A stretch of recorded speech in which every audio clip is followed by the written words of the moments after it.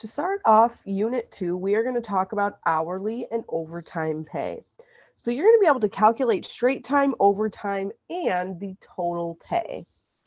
Just one thing to keep in mind is just reviewing back from Unit 1 is how to change a decimal to a percent. And remember, we do that by multiplying by 100.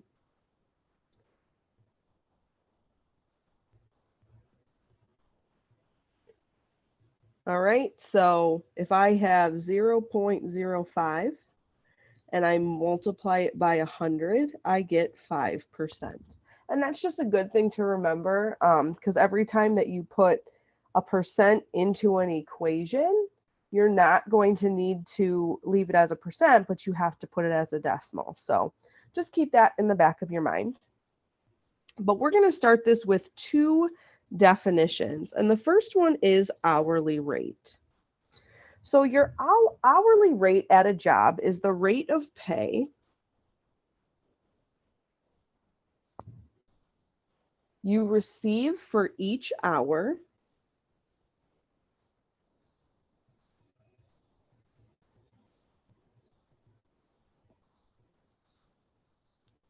of work you perform.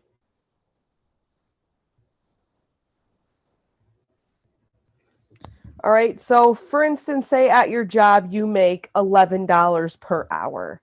That would be your hourly rate. You make $11 for every hour that you work. Our second definition is going to be straight time pay. And this is going to be the total amount of money you earn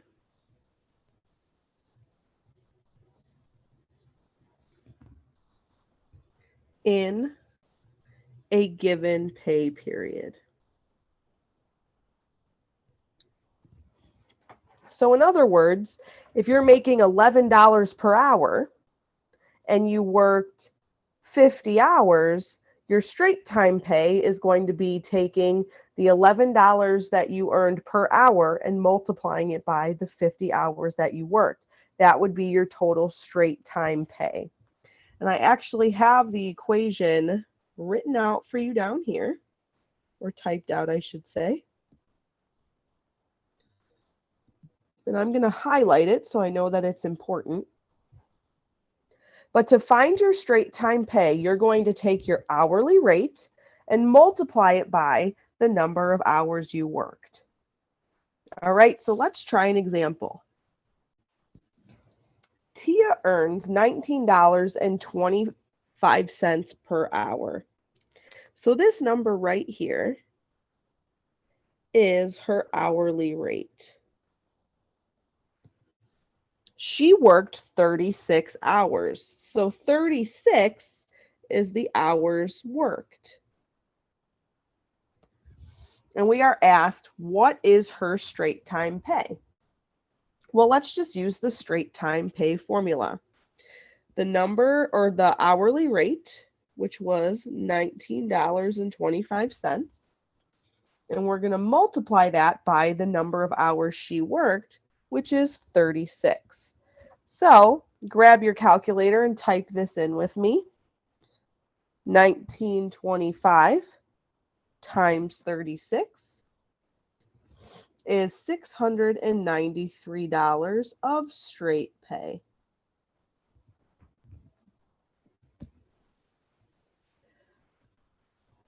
All right. I would like you to go ahead and try number 2 on your own. It says Sarah earns $11.50 per hour. Last week, she worked 27 hours. What is her straight time pay?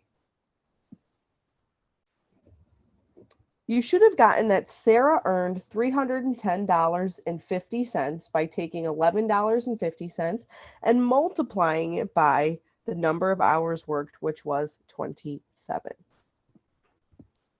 All right, let's look at example number 3. It says you earn $8.50 per hour. So this is your hourly rate. How many hours will it take to earn $1,088? Well, this is your straight time pay. In other words, you want to make that much money for whatever reason. Maybe you're saving up for something. Maybe that's a goal of yours. You want to make that much money. And you're trying to figure out, well, how many hours do I have to work in order to make that much money? So if I zoom out to pull my formula up here again, my straight time pay is over here in the formula, right? And this was my straight time pay. So I'm going to put that on the left side of my formula. Is equal to the hourly rate, which we said was $8.50, times the number of hours worked. Remember, that's what we don't know. So I'm going to multiply this by H. And that can be any letter. It's just a variable because I don't know how many hours I have to work. Well, now I have an algebra problem, right? If I'm trying to get H by itself and I'm multiplying it by $8.50, to get H by itself, I'm going to divide both sides by 850.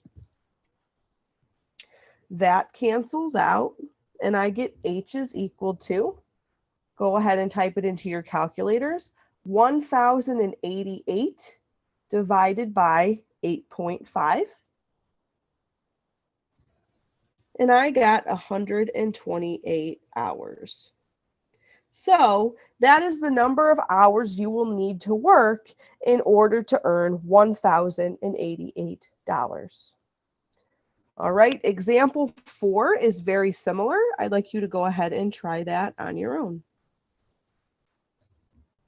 You should have gotten 234 hours, which when you did this, you probably got 233.3333, but we're not going to work 0.3 of an hour. And that's why I just said we're going to work 234 hours in order to save up for this car.